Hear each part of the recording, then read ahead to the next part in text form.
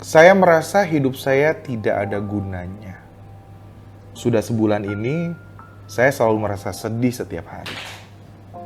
Pikiran saya dipenuhi rasa bersalah, saya tidak bisa tidur, saya kehilangan nafsu makan, saya ingin menyerah.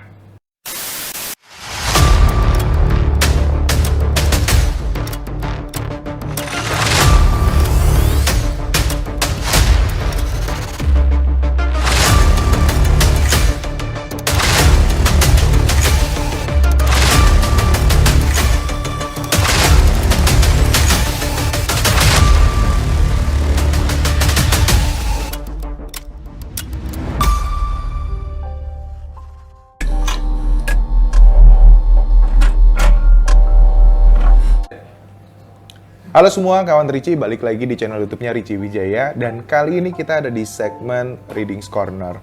Nah, Readings Corner kali ini saya akan mencoba untuk mereview satu buah buku yang menurut saya sangat baik sekali. Dan ini juga harus dibaca oleh seluruh remaja atau putra-putri pemuda yang saat ini sedang mengalami trust issue mengenai mental health. Buku itu apa? Buku ini adalah berjudul Loving the Wounded Soul. Nah, alasan dan tujuan depresi hadir di hidup manusia yang ditulis oleh Regis Mahdi. Ini terbitkan di Gramedia Pustaka Utama dengan jumlah halaman sebanyak 287 halaman. Gak banyak kok, tapi pasti kalian berhasil untuk menyelesaikan ini dan berhasil untuk menyelesaikan suatu perkara terkait dengan mental health. Nah, ada beberapa hal yang ingin saya sampaikan. Coba saya kutip dari hasil review yang sudah dilakukan. Saya merasa hidup saya tidak ada gunanya. Sudah sebulan ini, saya selalu merasa sedih setiap hari. Pikiran saya dipenuhi rasa bersalah, saya tidak bisa tidur, saya kehilangan nafsu makan, saya ingin menyerah.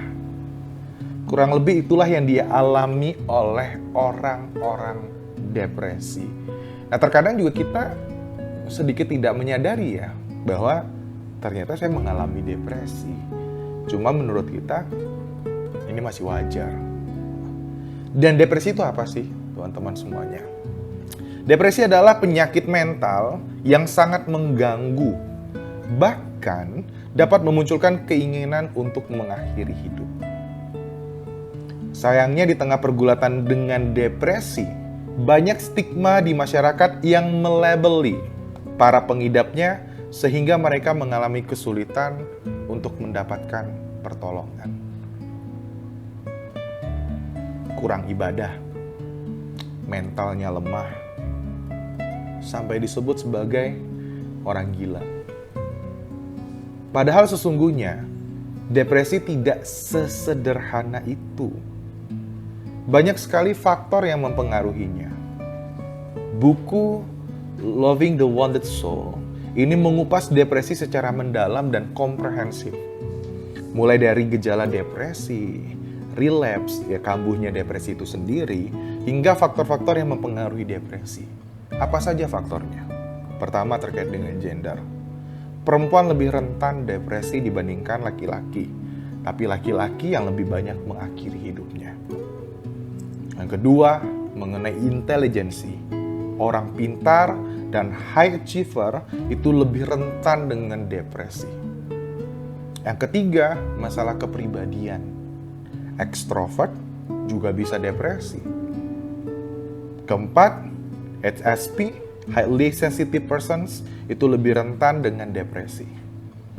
Faktor biologis, berdasarkan gen, struktur otak, bisa berdasarkan serotonin atau zat kimia yang ada di otak, serta mikroba. Terakhir adalah faktor eksternal. Toxic relationship, kehidupan modern, budaya, alam, dan kehamilan. Dan itulah faktor-faktor yang membuat orang menjadi depresi.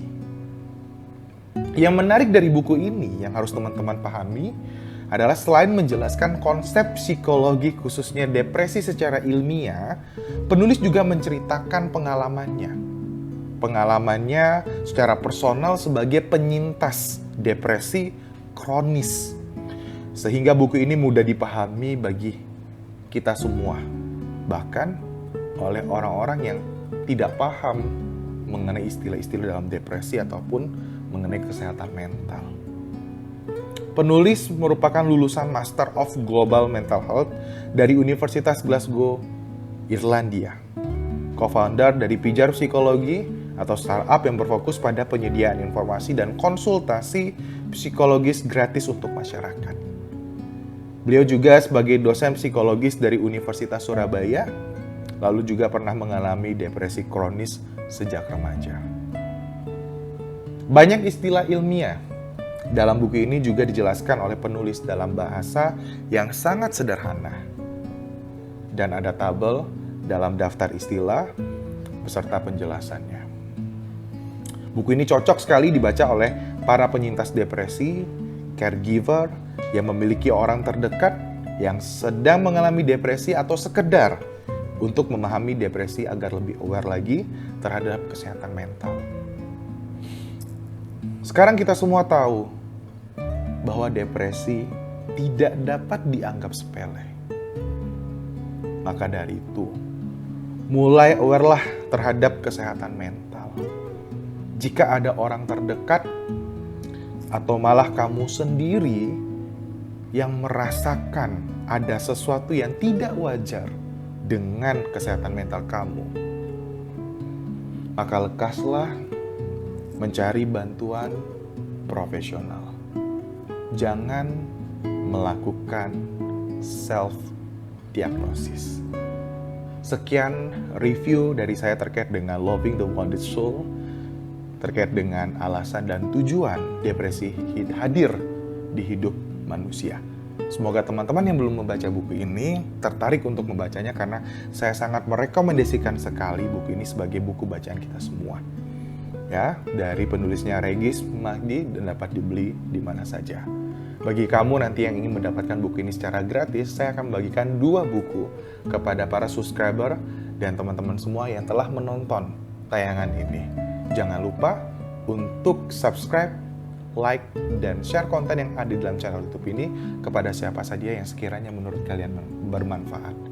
Saya Ricci Wijaya undur pamit, sampai ketemu di segmen berikutnya. Bye-bye.